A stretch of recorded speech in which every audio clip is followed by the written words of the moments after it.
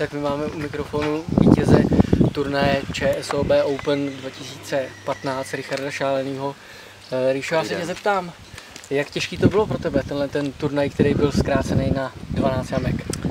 Tak těžký to bylo hodně, protože počasí nebylo příznivý.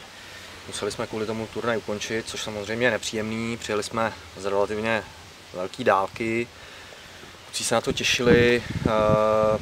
Bylo to spíš o tom, jak se dneska lidi vypořádají s tím počasím.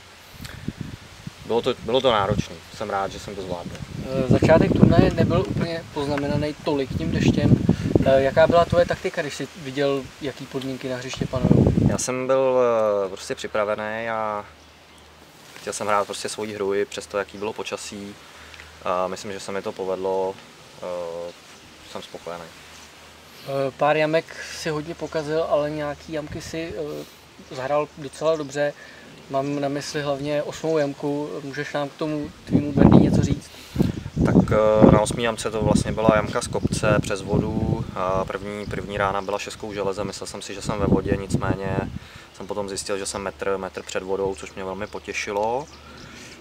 Pak jsem si přihrál vlastně na vlajku zhruba nějaký metr a půl a pak jsem prostě nekompromisně zavěsil a bylo z toho krásný birdie.